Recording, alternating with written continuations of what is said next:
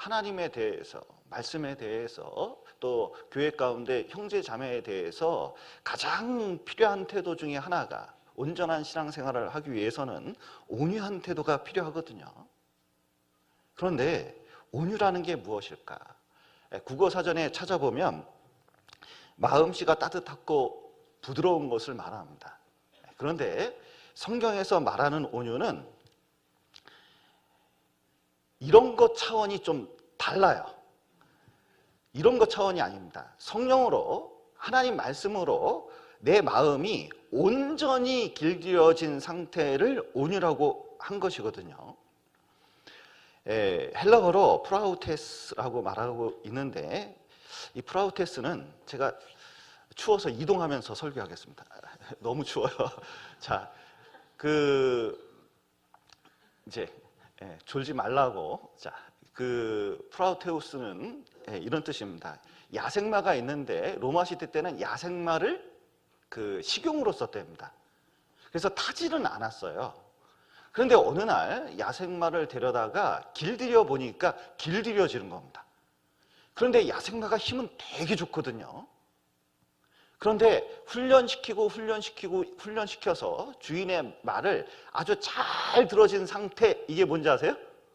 그때 쓰는 말이 온유해졌다. 이 말이 온유해졌다. 이렇게 쓰는 겁니다. 그러면 힘은 없어졌을까요? 안 없어졌을까요? 힘은 안 없어졌어요.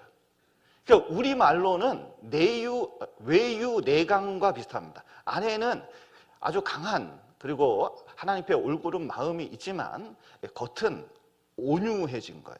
다른 사람에 대해서, 하나님에 대해서, 말씀에 대해서 온유하게 된 그 상태를 뭐라고 하냐면 성경에서 온유라고 말씀드릴 수가 있습니다. 우리식으로 하면은 황소를 생각하면 됩니다. 이 황소가 출애굽기에 보면 받는 성격이 있으면 잡아 먹으라고 되어 있거든요. 힘은 좋은데 받는 성질이 있으면 쓰기가 어렵지 않겠습니까? 영화 원앙소리라는 영화가 있습니다. 거기에 보면 한 노인과 늙은 소 간에 오랫동안 친해지면서 이제 주인이 뭘 원하는지 잘 알아요. 그리고 세상에서 막 광우병 때문에 데모하는데도 소하고 노인은 그 사이를 묵묵히 지나가거든요. 그런 게 아무런 소용이 없다듯이, 주인만 소중하다는 듯이, 서로가 소중하다는 듯이 쫙 지내오는 장면이 있습니다. 주인에게 완전히 길들여진 상태이죠. 그래서 여기서 중요한 것은 길들여지긴 길들여졌는데 온전히 길들여진 게 중요합니다. 여러분, 소가 말이 한 달에 한 번씩 발작하면 어떻게 될까요? 이거 쓰겠습니까? 못 쓰겠습니까? 이거 못 쓰겠죠? 우리도 마찬가지입니다. 한 달은 괜찮은데 한 달에 한 번 발작을 해요. 교회 내에서. 내 마음대로 승질 내고 내 마음대로 말해버립니다. 그러면 온유해진 겁니까? 덜 온유해진 겁니까? 덜 온유해진 거거든요. 제가 신앙생활 하다 보니까 이유는 상관이 없어요. 컨텐츠는 다양한데 어떤 구역이나 어떤 자매님들 보면 이렇습니다. 주기적으로 첫 해 열심히 해보려고 하다가 이제 3월달이 문제예요. 3월달쯤 승질을 한번 내요.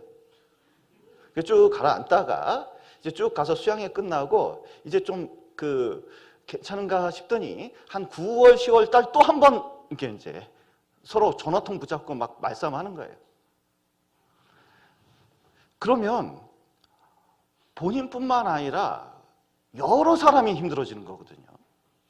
근데 본인은 옳아서 그렇다고 얘기를 하는데 알고 보면 제 신앙생활 해보고 지켜보니까 옳은 정의감이 문제가 아니라 사실은 본인 성격이 그래서 그럴 수도 있어요. 온유해지지 못해서 그럴 수 있습니다.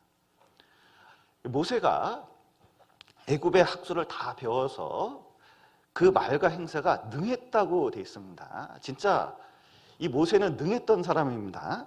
그런데 하나님이 이 40세 때 자기를 헌신해서 진짜 하나님이 자기를 써가지고 이 이스라엘 백성들을 이제 내어보내겠다 생각을 했거든요.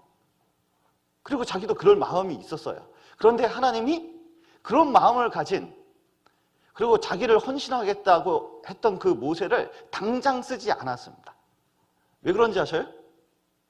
중요한 것은 모세도 하나님 손에 길들여지지가 않았어요. 만약에 그때 당장 쓰면, 자, 장수입니다. 그리고 굉장히 배운 게 많아요.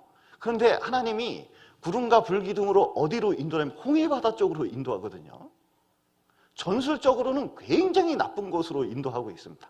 그러면 가다가 아무리 봐도 이건 아니거든요. 가다가 아무리 봐도 이게 아니면 어떻게 할까요? 모세는 약간 다혈질이죠? 딴 데로 가는 겁니다. 딴 데로 가는 겁니다. 대부분 신앙생활 하나님께서 인도하시는 대로 쭉 가다가 여러분, 자기 지혜나 자기 생각이 강하면 말씀대로 합니까? 자기 방법대로 합니까? 이게 온유해지지 않아서, 길들여지지 않아서 이런 경우가 많이 있거든요. 결국은 모세는 그런 결심을 했지만 그 온유하지 않는 성격이 바로 나타났죠. 애굽 사람이 유대인을 때리니까 개입해가지고 바로 때려 죽였잖아요. 그 다음에 유대인끼리 싸우니까 왜 니들끼리 싸우냐 그랬더니 어제는 그 애굽 사람 죽이더니 오늘은 우리 죽이려고 하냐니까 살인사건이 드러날까봐 광야로 도망친 거 아닙니까? 그런데 40년 동안 하나님께서 그 목동 생활하는 이 모세를 잘 길들였어요. 정말 완전히 하나님 손을 의지할 수밖에 없는 사람으로 딱 바꿔놨거든요. 그때 모세가 어떻게 됐냐면 민수기에 보면 이런 말씀이 있습니다. 민수기 12장 보시죠.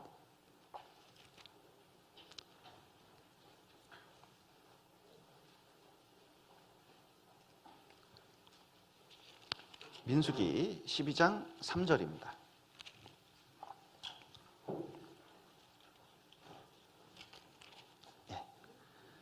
민수기 12장 3절.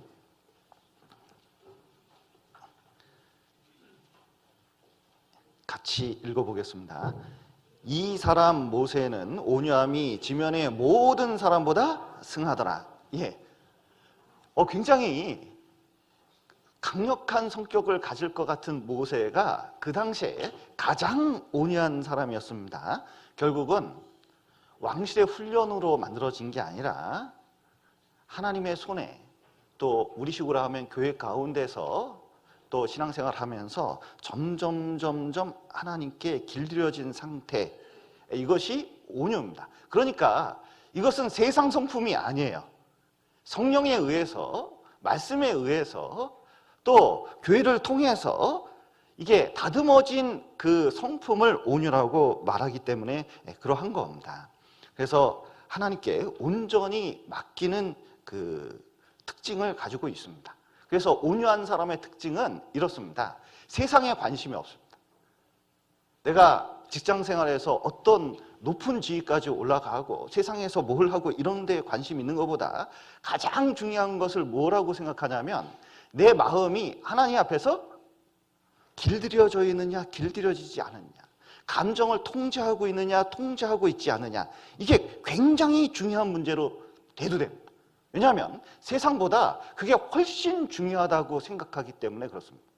하나님하고의 관계 때문에 그렇거든요. 그래서 잠언 성경에서도 노하기를 더디하는 자는 용사보다 낫고 자기 마음을 다스리는 자는 성을 빼앗는 것보다 나으니라 말씀했는데, 세상을 정복하는 것보다 마음속에서 하나님 말씀으로 이게 잠잠하게 만드는 그 능력, 그리고 마음의 브레이크라고 할 수가 있습니다. 차가 있는데 속도 제한 없이 마음대로 질주해요.